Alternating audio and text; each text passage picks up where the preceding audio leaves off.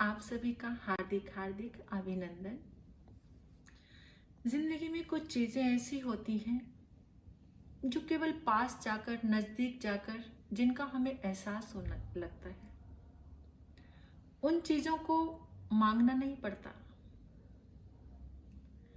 आपने कभी नोट किया होगा अपनी लाइफ में, जब आप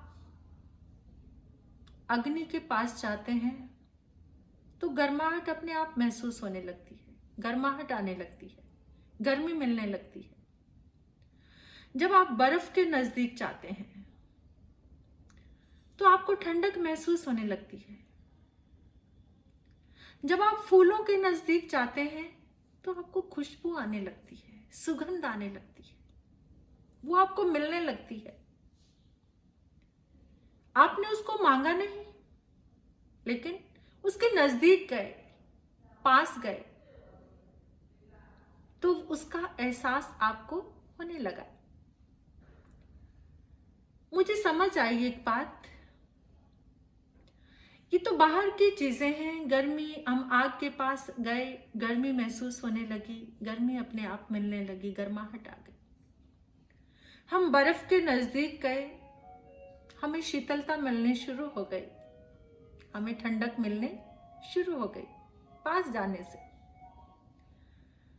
फूलों के पास गए, किसी बाग में, बगीचे में, किसी गार्डन में गए, फूलों की क्यारी के पास गए तो खुशबू आने लगी, मन प्रसन्न हो गया, खुश हो गए हम।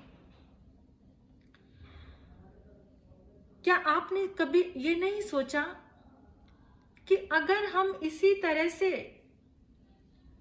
परमात्मा के नजदीक जाएं, परमात्मा के समीप जाएं, परमात्मा के पास जाएं, परमात्मा को समर्पित हो जाएं, तो ये सब चीजें हमें बिना मांगे मिलने लग जाएंगी। किसी चीज के लिए सोचना नहीं पड़ेगा, नेचुरल अपने आप ही होने लगेगा। एहसास होने लगेगा कि हमारे भीतर से कुछ है जो जा रहा है और कुछ मिल रहा है, हम कुछ पाने लगे हैं, हमारी जिंदगी में कुछ आने लगा है।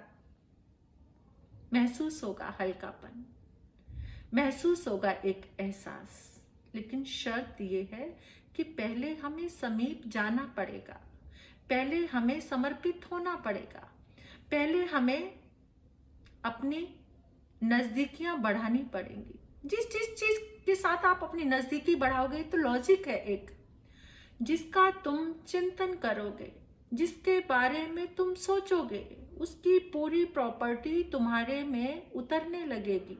उसके जीवन में चाहे गुण है, अवगुण है, नेगेटिविटी है, पॉजिटिविटी है, जिस चीज के लिए तुम सोचने लग जाते हो, उसकी सारी प्रॉपर्टी तुम्हारे भीतर आ जाती है, बिना कुछ चाहे। तभी तो पुराने समय में कहा जाता था, वो सत्य संगति और कुसंगति की बात होती थी ना, वो आज के युग में पूरी फिट बैठती है कि इसीलिए कहा जाता था कि तुम अच्छे व्यक्ति के पास बैठ रहे हो, जैसी पर्सनैलिटी के पास तुम बैठ रहे हो, उसके जिंदगी में जो भी कुछ है वो तुम्हारे अंदर आ जाएगा। तो बस थोड़ा सा नजदीक जाना शुरू कर दो। ये देखो आप किसके नजदीक जा रहे हो, आप जिंदगी में किसके साथ रह रहे हो, आपकी चॉइस क्या है। क्या आपके भीतर में नेगेटिविटी तो नहीं बढ़ रही है? किसी नेगेटिव लोगों का संग तो नहीं किया है आपने? किसी नेगेटिव चीजों के पास तो नहीं जा रहे हो?